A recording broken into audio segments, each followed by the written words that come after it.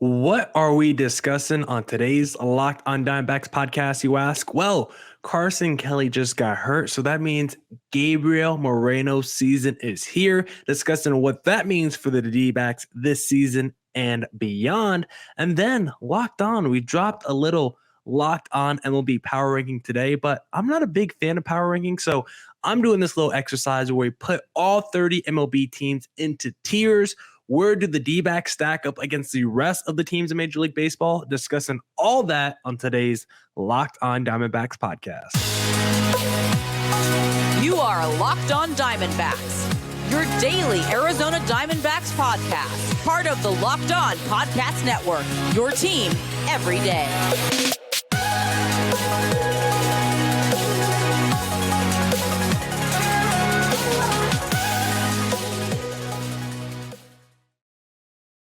Welcome into the Locked on Diamondbacks podcast, part of the Locked on Podcast Network, your team every day. This episode is brought to you by GameTime. Download the GameTime app, create an account, and use code LOCKEDONMLB for $20 off your first purchase. Last minute tickets, lowest price, guaranteed. I'm Miller Thomas, host of this wonderful podcast. I'm a multimedia journalist and I'm a graphic designer. So please go check out my website, MillerThomas24.myportfolio.com. On there, you can see all my latest work, from my packages to my articles to my photos and my graphic design. If you want to see more content by me, just follow me on Twitter at CreatorThomas24 for my personal account, or just look up Locked on Diamondbacks about Twitter, Instagram for the podcast handle. And of course, thank you for making Locked on Diamondbacks your first listen every day. I would not be able to do this podcast without you, my loyal listeners, sharing, subscribing, reviewing, doing all that so I could do this podcast for you. Thank you. It's free and available on all platforms, so please continue to tell your friends. On today's podcast, I'm going to put all 30 MLB teams into tiers, and you'll get to see where I have the D-backs stacked up against the rest of the league. But before we get there, I want to talk about this Carson Kelly, Gabriel Moreno situation, because Carson Kelly fractured his forearm, and it looks like he's going to be out for some time. Another major injury to this D-backs team who lost Mark Melancon to the 60-day injured list. It looks like Corbin Martin is going to miss the entire 2023 season. And now we got Carson Kelly, who will probably miss a couple months with this injury as well. And for Carson Kelly, 28 years old, this was a huge make or break season for Carson Kelly, because in the years that end with an odd number, Carson Kelly has been really good for the D-backs. Double-digit home run totals in 2019 and 2021. Solid walk rate, more than 12%. And even if you look at his WRC+, it was 107 in 2019, 103 for 2021, which is a bit above league average. And when you consider that he's a catcher, that's solid production that you're getting from your catcher. Like what Carson Kelly did in 2019, 18 home runs, put up solid slash line. You like that a lot. 2021, he was better the first half of the season before he got hurt, but what he was doing those first couple months, like Carson Kelly was a major factor in the middle of the D-backs lineup. But you look at 2020, struggled during that COVID-shortened season, and I give him a little bit of a break for that because everyone on the D-backs struggled in 2020. But in 2022, felt like he ran into a lot of bad luck, and it felt like eventually he was going to turn it around, but he never did last season, and he only had 7 home runs and 350 plate appearances. He had a 73 WRC+. He was just not very good last year. 8.2% walk rate, and Carson Kelly just did not look like himself. It looked like he lost a little confidence. And like the other dude acquired in that Paul Goldschmidt trade, Luke Weaver, I started seeing it on Carson Kelly's face where you could just see his confidence start to waver, especially when he struggled at the plate. I felt like we saw that with Luke Weaver. Whenever Luke Weaver started to struggle on the mound those last couple of years in D-backs uniform, whenever he got shelled on the mound, you could see it in his face. You could see that he wore his emotions on his sleeve, and you see that he would actually be genuinely hurt whenever why wouldn't you be hurt, right, when you give up a whole bunch of runs? And for Carson Kelly, you could see every time he hit a hard ground ball and it went to the third baseman, or he would smoke a line drive, but it would just go right to the outfielder. You could see how Carson Kelly would be upset with himself, and you could see his confidence start to waver. And this season was going to be a huge make or break season for Carson Kelly because of course, the D-backs traded for Gabriel Moreno to be the catcher of the future, but they were still going to give Carson Kelly a lot of opportunity, especially pre-All-Star break. Carson Kelly was going to be the not full-time, he would have split 60-40, but he would have been the 1A to the 1B, the catcher situation. He would have been the guy getting majority of the reps, but now all that's changed. Carson Kelly's hurt. He's going to be out a couple months, and it's going to be hard to build himself up as an asset over these couple months when he's just riding the pine. And now we get to see the full Gabriel Moreno experience. We were always going to have Moreno probably surpass Carson Kelly for opportunity at some point during the season. But now Carson Kelly, I'm not sure once he gets back what his role with the team will be. He'll still be a catcher for the D-backs, of course, if they don't trade him before then. But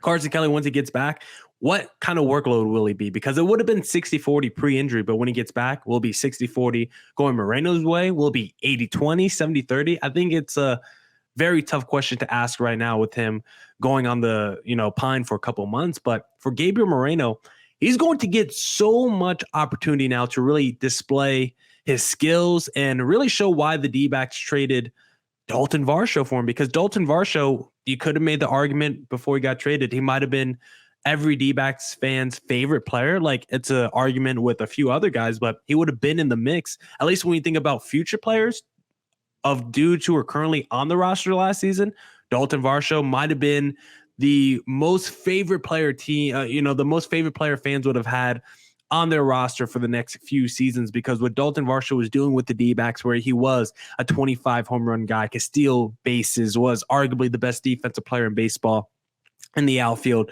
Dalton Varsho was someone that we've seen homegrown come up through the system, talked about as a catcher with 30-30 potential, and eventually he was moved away from that catcher position. But this is someone that D-backs fans got to just salivate over while he was in the minor leagues. And then we actually got to see some of that potential realize itself on the major league level. And then right before you get the Corbin Carroll, Varsho, Thomas, McCarthy outfield situation, we traded Dalton Varsho. But in return, we got back one of the best prospects in baseball in Gabriel Moreno, who has exceeded his rookie limits. And now we get to see the full Moreno experience, because I always talk about how Corbin Carroll is a big building block for this D-backs team, foundational piece. And if Corbin Carroll doesn't perform well, then that kind of resets this whole rebuild. But Moreno's also part of that equation. He probably doesn't have the same ceiling as a Corbin Carroll, who could be like an all-star, superstar, Hall of Famer. But Moreno's definitely considered to maybe be an all-star level catcher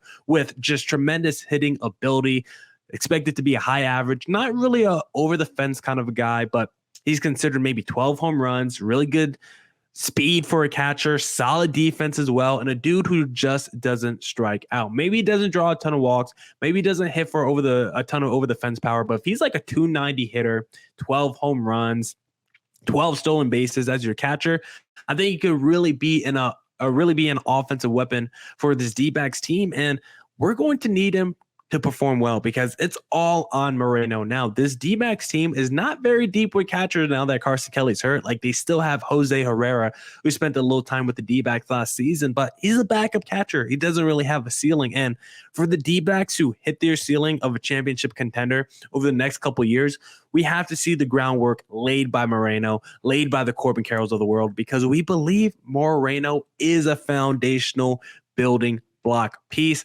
His cup of coffee with the Blue Jays last year, he looked really phenomenal in just a little small sample size he had. He had pretty strong stats across the board. He batted .319 just last season.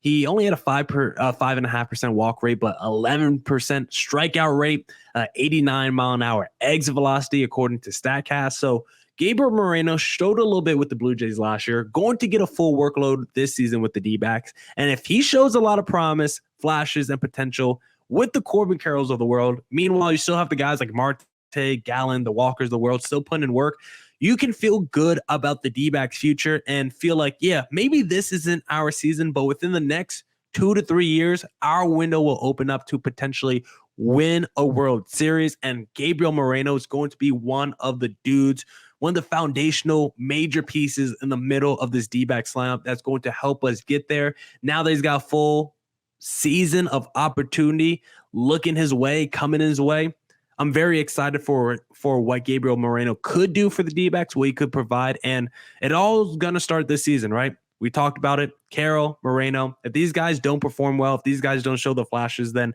I don't know what it means for this D-backs rebuild, but very excited to see Gabriel Moreno get a full season of work. Unfortunately, it meant that Carson Kelly got hurt, though. And, well, I don't have a good segue there, but if you're ever looking for D-backs tickets, I got a new little venture for you guys because we got a new sponsor for today's podcast. I talked about them in the opening segment, GameTime, because have you ever had trouble buying tickets? Like buying tickets to a D-backs game shouldn't be stressful. It should be the easiest thing in the world. You just go on your phone, you go to whatever app you have and you download tickets, right? Well, for a lot of these apps, it's kind of confusing and there's a lot of ads and there's so many options and there's so many teams and there's so many flash deals and things like that. Well, GameTime makes it so much easier. GameTime is the place for last minute ticket deals because forget planning months in advance. GameTime has deals on tickets right up to the day of the event. Get exclusive flash deals on tickets for football, basketball, baseball, concerts, comedy, theater, and more. The GameTime guarantee means you'll always get the best price. If you find the tickets in the same section and row for less, GameTime will credit you 110% of the difference. Snag the tickets without the stress with GameTime. Download the GameTime app, create an account, and use code LOCKEDONMLB for $20 off your first purchase. Terms apply. Again, create an account or redeem code LOCKEDONMLB for $20 off. Download GameTime today. Last minute tickets, lowest price, guaranteed